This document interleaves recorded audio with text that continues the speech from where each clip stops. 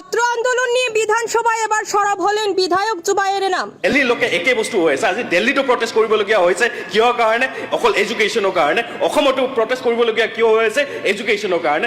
Right for এডুকেশনকে fight for education বলে আখ্যা দিলেন বিধায়ক জুবায়েৰ।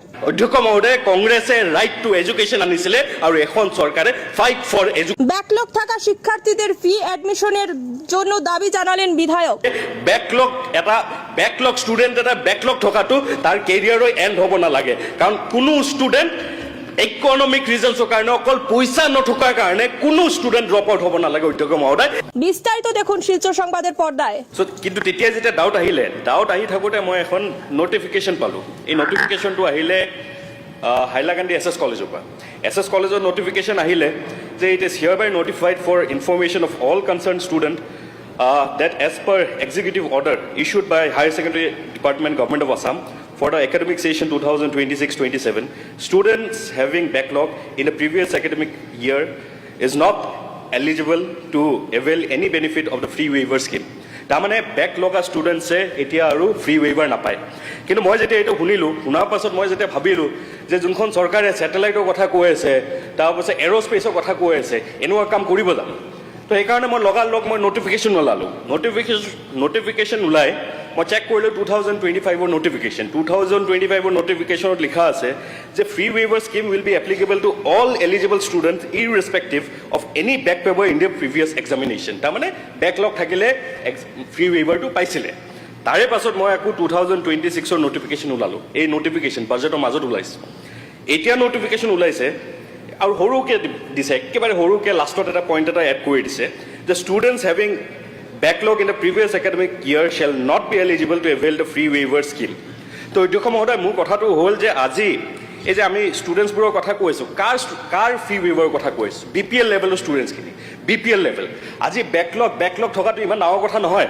এতিয়া বেকলগ থকা ইয়াতে ধনী ঘৰৰ পৰা অহা ল'ৰা ছোৱালী আৰু দুখীয়া ঘৰৰ পৰা অহা ল'ৰা ছোৱালী দুজনেই বেকলগ থাকিব পাৰে। কিন্তু ডিফাৰেঞ্চটো হ'ল যে এজন ধনী ঘৰৰ ল'ৰাজনে AC ৰুমত পঢ়ি হাই-ফাই কোচিং কৰি আইফোনত ৱাইফাই ইউজ কৰি বেক এটা লাগে, আৰু তাৰপিছত এই একে ষ্টুডেণ্টে জাষ্ট ফিজটো দি দিলে তেওঁ ষ্টাডি কণ্টিনিউ কৰিব পাৰিব। চ' এজন ধনী ঘৰৰ পৰা অহা ছাত্ৰ ছাত্ৰীৰ কাৰণে এইটো it's nothing but a small ইনকনভিনিয়েঞ্চ। কিন্তু এজন দুখীয়া ষ্টুডেণ্ট আমি কাৰ কথা কৈছোঁ এতিয়া আপুনি চাব লাগিব। এজন দুখীয়া ষ্টুডেণ্ট যাৰ ঘৰত কোনো ইণ্টাৰনেট নাই, এনেকুৱা জেগা আছে, মোৰ সমষ্টিতে এনেকুৱা জেগা আছে য'ত এতিয়ালৈকে নেটৱৰ্কে নাই।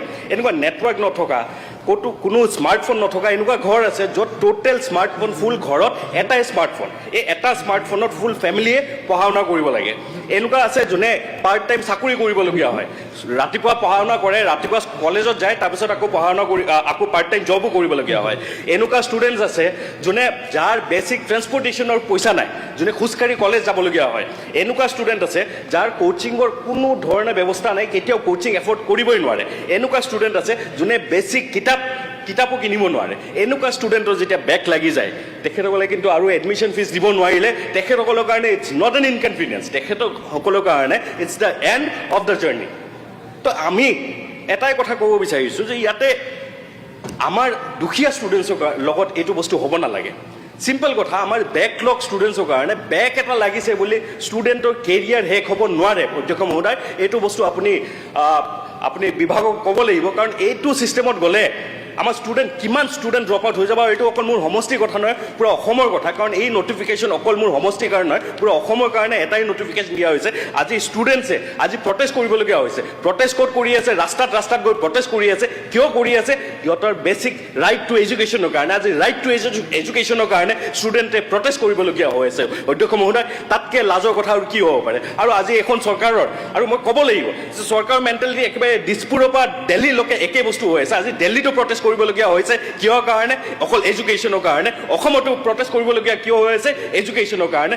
অধ্যক্ষ মহোদয়, কংগ্ৰেছে ৰাইট টু এডুকেশ্যন আনিছিলে আৰু এখন চৰকাৰে ফাইট ফৰ এডুকেশ্যন আনিছে। ইটছ ছাচ আ শ্বেম, ইটছ ছাচ আ শ্বেম।